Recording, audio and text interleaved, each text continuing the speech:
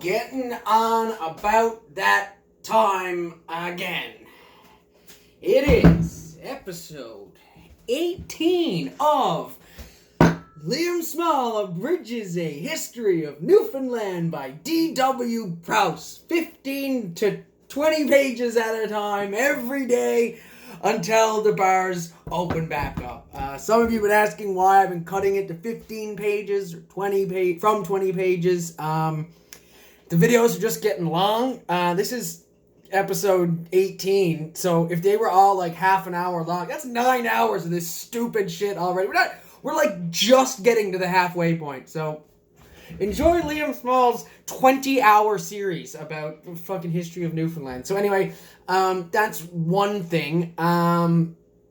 The other, what was I going to mention? Oh, someone asked like why I didn't release one yesterday, because I said I was going to do it every day. Well, put it this way, if you stay up all night with your buddy, like your roommate, don't worry, fucking social distance, you stay up all night having a few drinks, listening to guitar solos, playing a few guitar solos, having a blackout drunk game of chess, whatever, but you stay up all night, you sleep through the next day, and then you get up real early this morning, you haven't really missed a day. So time's a construct, so just stay with me here. This is good.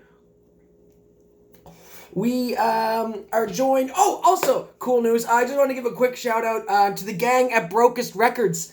Local record guys. Very cool with the at-home drop-off. Keep supporting local music, guys. Just, there's stuff on the go. I picked up a copy of Joe Grizzly's Saturday Night Primetime. It's fantastic. So, just a big shout out to Mike Ashton and Sean and the guys over at Brokest. Really dig the fucking trucker hat. Nice little addition to my hat army. Okay, so let's get this shit show back on the road. Last going off, I briefly started talking about coal for a second, about how I think it was Cook. He was the first guy to recognize Newfoundland as a resource for coal, among other things. He was a big fan of the place. And that's pretty much all we get right off of coal. So yeah, this is exactly where DW does one of his fucking signature switcheroos on us. He just switches the subject right away. So we go from talking about Captain Cook right to, okay, now we're going to talk about a little bit of religion for a second. First, we're shown a letter that demonstrates how the English were keeping an eye on the spread of Christianity in North America, certainly around the indigenous populations. This guy, Franklin, not Ben Franklin, just some other guy, Franklin, he writes Palliser, I think from Nova Scotia, one of the other colonies or something. He's English around there.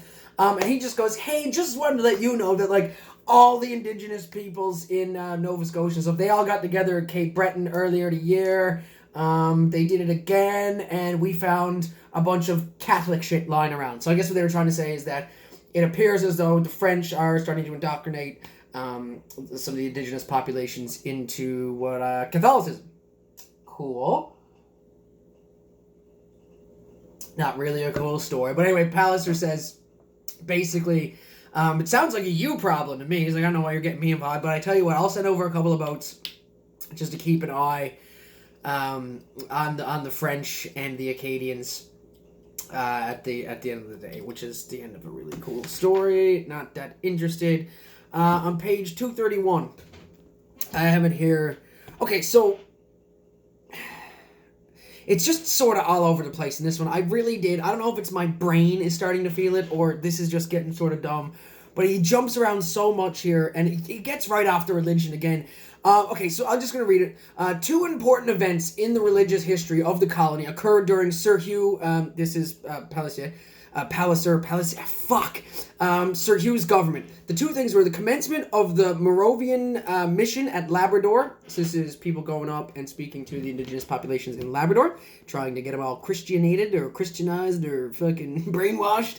And the first introduction of Wesleyanism into the island by the Reverend Lawrence Coghlan, a Church of England clergyman set out by SPG in 1765. That's like the Methodist Church, United and stuff like that. Coghlan was a devoted follower of John Wesley, whose method he followed and in whose footsteps he endeavored to tread.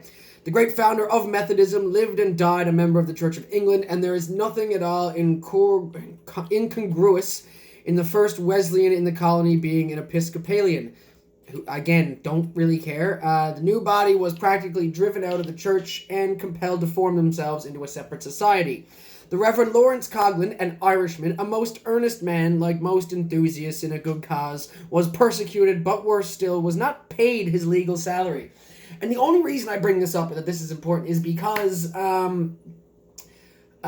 this is around Harbor Grace area, and so he's not getting paid his salary because he's Methodist, I guess, or whatever. Fucking whatever. And anyway, the Commodore says, "All right, Harbor Grace, you're all going to chip in and pay the man's salary." It was like £100 a year or something like that. So they go, "Okay, we're going to make you guys all cut it." Religion was such a big thing at the time. Whatever. Well, if you're going to make use of it, to fucking pay the guy.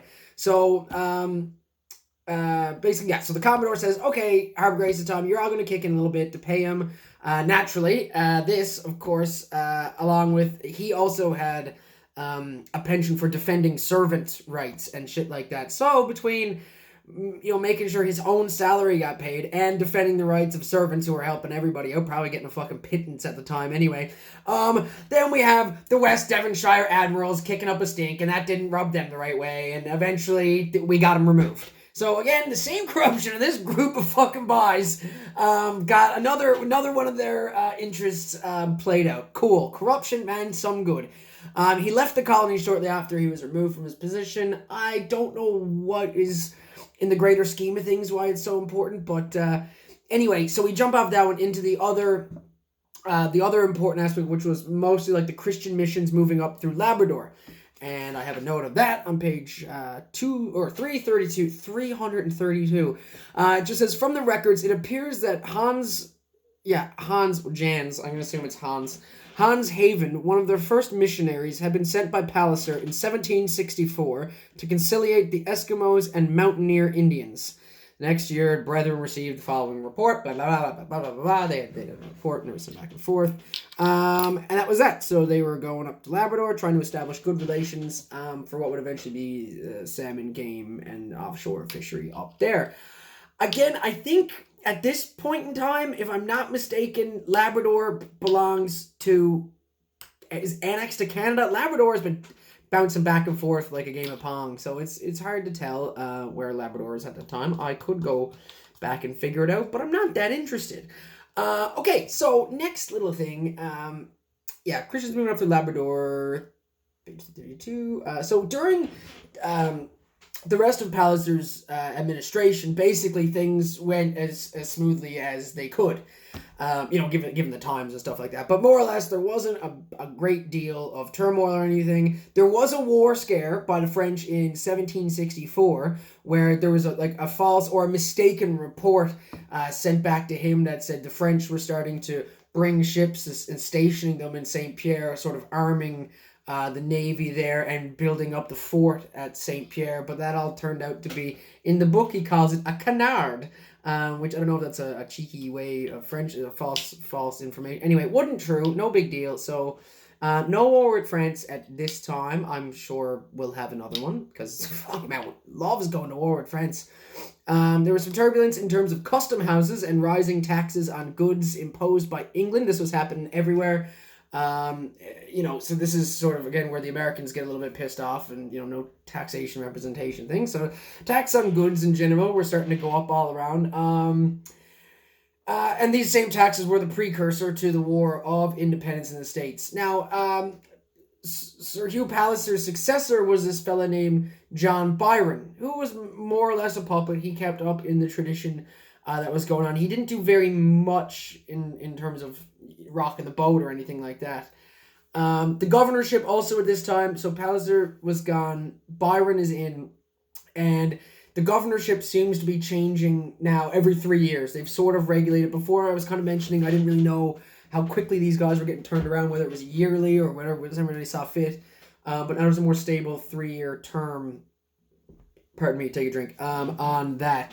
Now on page 334, I have a note here. Yeah, The Honourable John Byron is best remembered as the grandfather of the great poet, that would be Lord Byron, if for those of you who don't know, who refers to him as Don Juan, as my granddad. The marvellous description of the shipwreck in that poem is partly taken from the Commodore's adventures in the HMS Wager, as well as from his celebrated voyage to the South Pacific. Governor Byron was made a Commodore for his gallantry at the Second Siege of Louisbourg.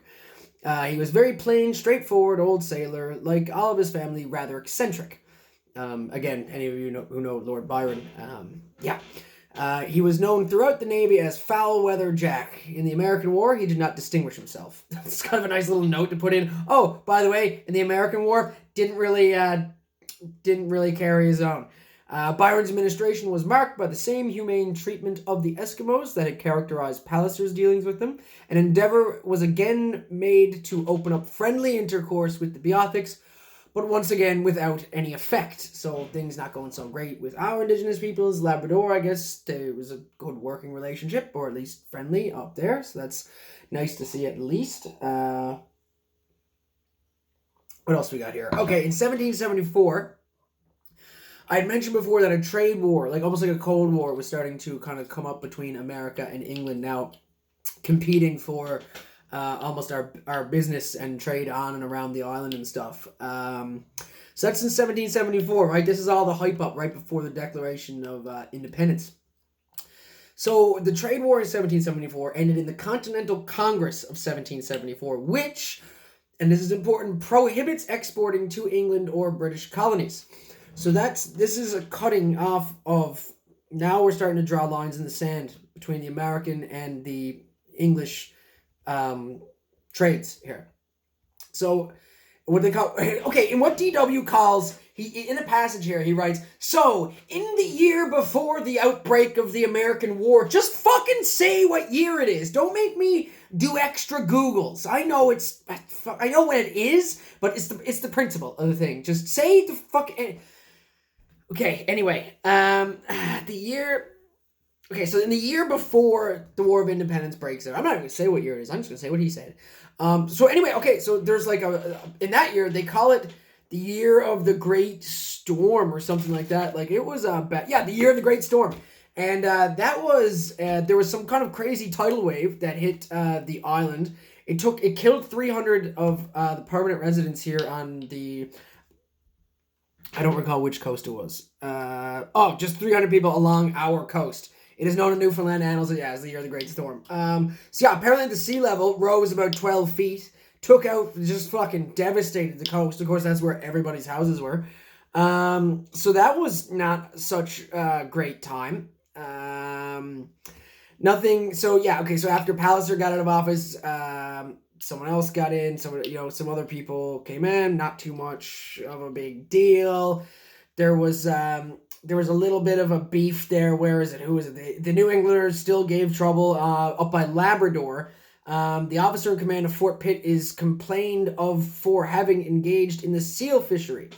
Just scooting along undetected, trying to go undetected. Not so great. What else we got here? Yeah, not much else happens in these years. Titles change, names change, again, it's every 3 years. A lot of business as usual. Oh, I read here somewhere in some of this shit here, it just says there's a title here called Keeper of the Rolls, which I guess was like scrolls or rolls of parchment, but something about being Keeper of the Rolls sounds like head baker at a bakery or something like that. Like, I am Keeper of the Rolls, and I will confer with the Keeper of the Butter, and we shall sup on the morrow on my rolls. I've been in the house too long. Anyway,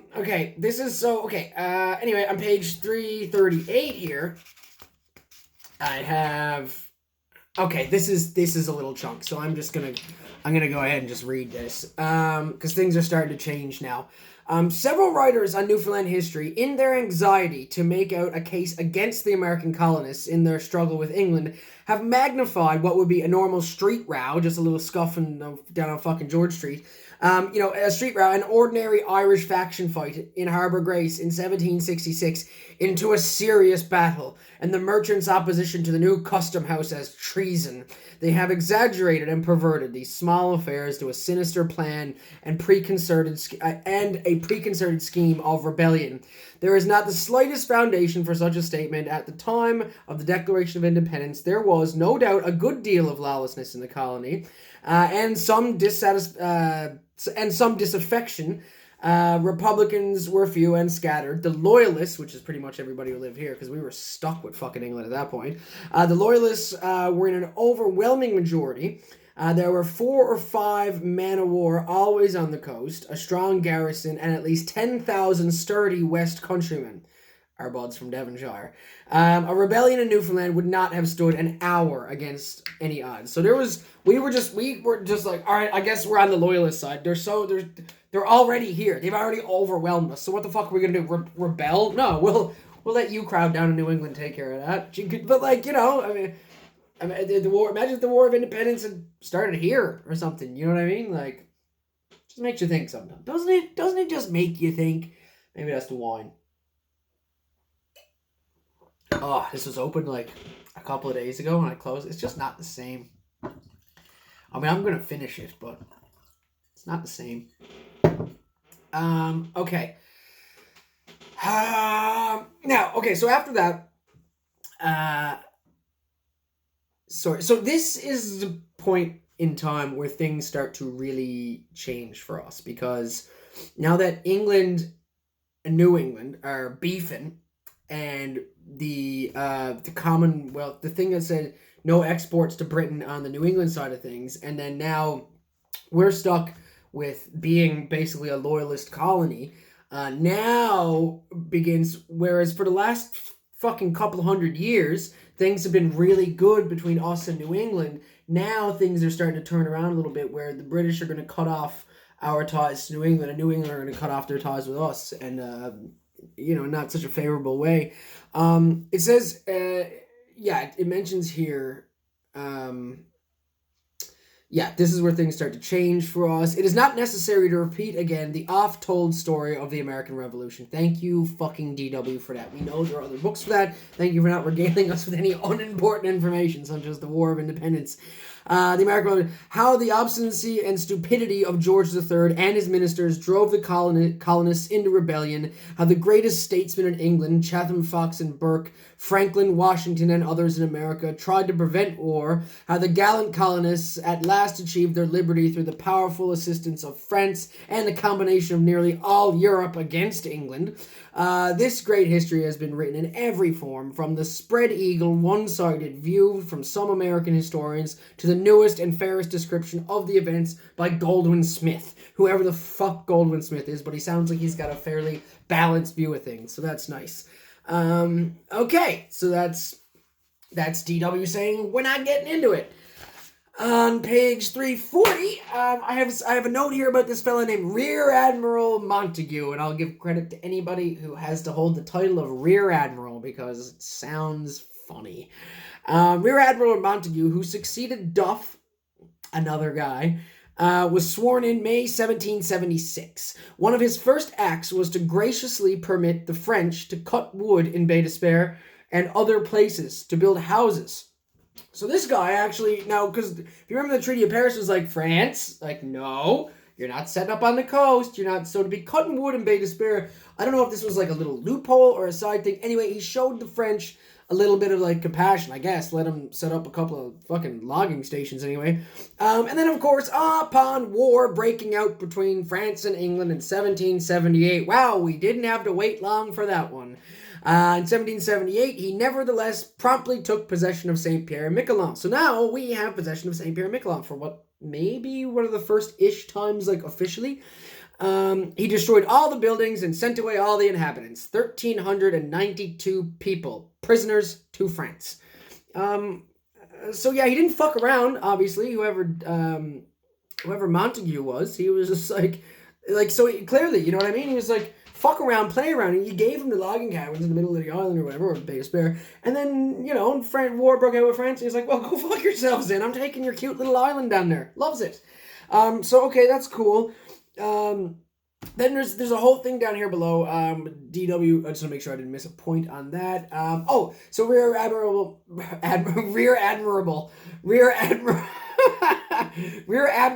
Montague. That's a mouthful.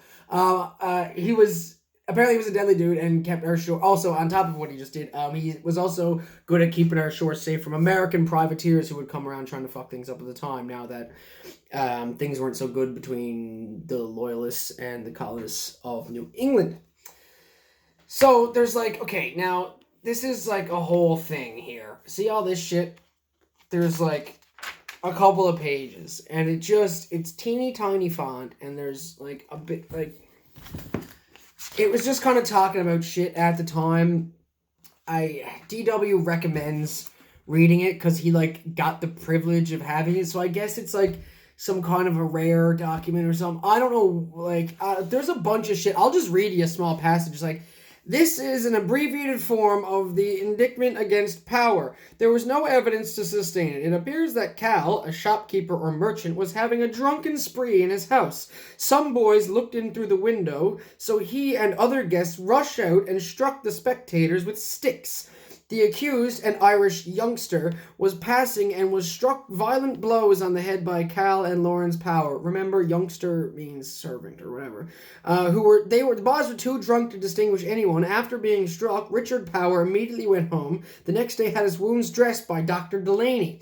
The jury found the prisoner not guilty, and he was discharged on payment of fees to the court. Like, it just sounds like stories from Grandpa Simpson. Like, I get that it may, like, kind of add to the flavor of what's going on at the time, but it's just criminal cases tried, it's deed ownerships and stuff, like, it sucks. So I'm not putting myself or you through it. Yeah, he recommends we read the letter because it's a treat, but we're not doing it. So, okay. Moving on. In 1776, the year of the war of independence, we passed Palliser's Act. We remember Palliser. Palliser, which basically turned Newfoundland. This was the act that almost finally, after the Treaty of Utrecht and the Treaty of Paris or whatever, in 1770, Palliser's Act turns Newfoundland more or less into a solely British enterprise. And it excludes all American trade. And that includes trade from Nova Scotia, Canada, and even Bermuda. These were other colonies that were on the go at the time. So it was like, boom, British only. We are fucking planting our flag here. Like, this is all us. So now there's not even like, no one is allowed to fish there. I think there was some things about transport and people coming and going, but it all had to be approved. There was no more free moving along without being known by the government.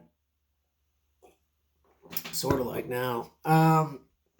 So that's good. So now we are strictly Canada, and not strictly, strictly loyalists, British loyalists, under the rule of the king.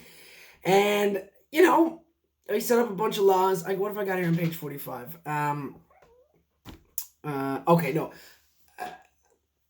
The West Devonshire fishermen, of course, tried to skirt as many of these new rules as possible about being allowed to fish where, and which you think would be a problem for the English, but most of it had to do, like, they weren't skirting rules of fishing because they could still do whatever they wanted. But now there was things in terms of servants, like I can't understand being so shitty to the people that helped me. I mean, I guess it's the time, like, there's fucking slavery on the go, so I shouldn't be surprised that people are complaining about having to pay their servants or what the servants' wages were, but anyway, they did. The West Devonshire fishing admirals, who have been dicks. The most consistent thing through this whole history of Newfoundland is how this group of people have just been kind of like really looking out for number one, looking for the bottom line the whole time, shamelessly. These guys would be like your Jeff Bezos today, or your fucking, like, just your billionaire CEO fucking hedge fund guys or something like that. I don't think it's gonna change. Anyway, so yeah, they were trying to skirt a lot of the rules around servants' wages. I'm sure there was a couple of battles there in court or something like that. Anyway, but soon found themselves, despite that, they actually found themselves in competition with an unlikely Bermuda for trade. Now, I am just realizing that they just said that there was no like letting Bermuda trade with them. I'm sure there's some fucking thing there about that. Anyway, I don't know. I guess forget that last. It says here in the years 1787 and 1788, a new trade question arose. The Devonshire men found a formidable competitor in a most unlooked for quarter, Bermuda. The whole story of this sudden interruption into our island and the Somers Islanders. And okay, so actually, he's going to say something in a second I'm going to have to address. So quickly, I want to just mention at this time, when everything else is cut off, the Irish Ireland was in strong sympathy with the Americans, the rebelling Americans. So, it was a pretty smart move. England actually encouraged the Irish to trade with them. I guess they gave them good bounties on their fishery or whatever. But they wanted to encourage Irish cooperation or whatever, because the Irish have had problems with the crown before. So instead of having to worry about enemies on two sides and certainly cutting them off in between, where Ireland is such a popular stopover, they decided, okay, well, we better be good to the Irish or whatever. So they did. There was got them to go. Every trade boat that went over apparently spent like 48 hours in Cork or something like that. And it didn't have like a huge result, but at least they were trying. Okay, so yeah, back to this last thing I want to say, and this is almost a point on the language that is used in the book at the time, which it's kind of, okay, I'm going to read it again. In the years and you tell me where the problematic language comes in. In the years 1787 and 1788, a new trade question arose. The Devonshire men found a formidable competitor in a most unlooked for quarter, Bermuda. The whole story of this sudden interruption into our island of the Somers Islanders and their lusty Negroes is so graphically described by Jeremiah Coghlan that I give his report in full. It is dated blah, blah, blah. Now, I understand it's 1895. And Negroes was the parlance of the day. But I feel like calling them lusty, I feel like he added that. I think we're learning a little bit about DW there. The lusty Negroes. Like, come on, man. Like, that's... Only because lustier is nicer, I think, than saying dusky savages. But, like, this is one of those 1895 terms that I'm like, it just kind of hits you when you read it. But anyway, so now the West Devonshire fishermen are having some competition with the trade coming out of Bermuda. And that, my friends, takes us to the bottom of page 345 and concludes chapter, episode, installment, serving, offering, whatever, number 18 of Leave a Small Abridges, A History of Newfoundland by D.W. Prowse. 15 to 20 pages at a time, every day, or until the bars are open, whichever happens first. Guys, I wish I'd chosen a smaller book. Like, I could have done a Clifford. I could have done a Clifford book, or anything. And like a Dan Brown would have been easier, I guess. Total fiction or whatever. But I don't know. There's a lot of shitty people in those books too. Anywho, that's it. I've fulfilled my stupid pledge for the day. I'll see you guys tomorrow. I won't stay up until 7 in the morning and then sleep the day away. We'll catch you then. Hope everybody stay healthy, stay safe, stay sane, and stay fit. Have fun. Snow's taking some cut, huh? Pretty good.